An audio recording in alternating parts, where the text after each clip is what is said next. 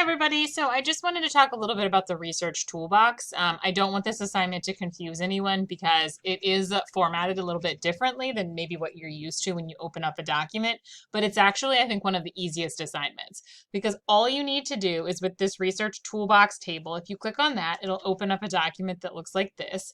And it's broken down the writing process into different stages. So different things that you might use: the finding and evaluating sources, the saving and tagging sources, the APA in-text citations, APA reference citations, steps to summary writing.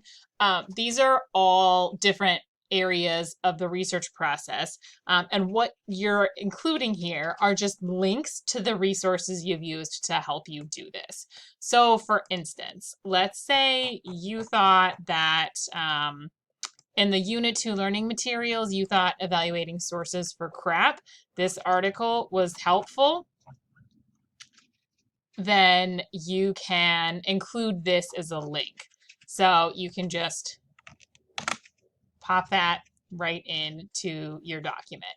This is a document of resources that you're compiling to help you. Finding and evaluating sources, let's say that the CRAP test helped you. Put some of these on there.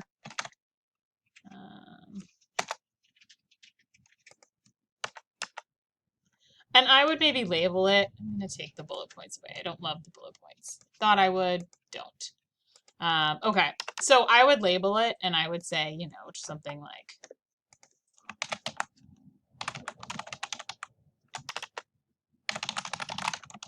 so that you know what that is. And then that's really all that I'm looking for.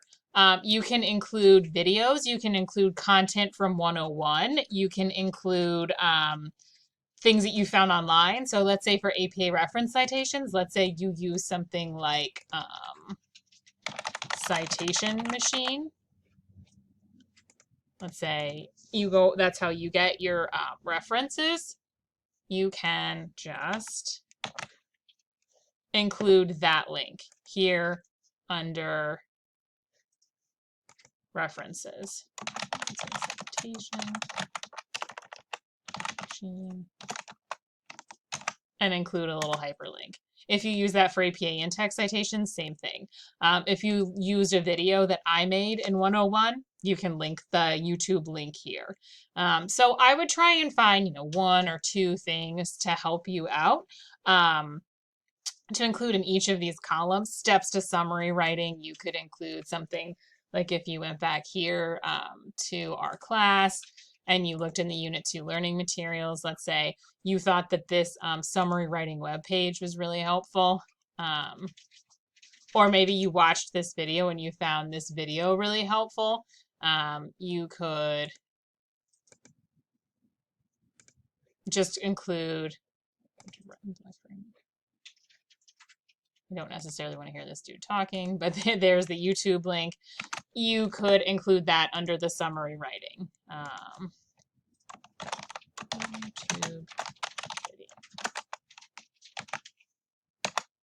You're just compiling the things that are helpful to you and that have been helpful to you during the research process so that you have this document to refer back to when we do this again in Unit 3. So this is actually worth a lot of points, and it is, I think, relatively easy. You're just going through and you're making yourself a checklist. So please make sure that you get this assignment completed because it's an awesome resource for you. It's also kind of an easy grade, so go for it.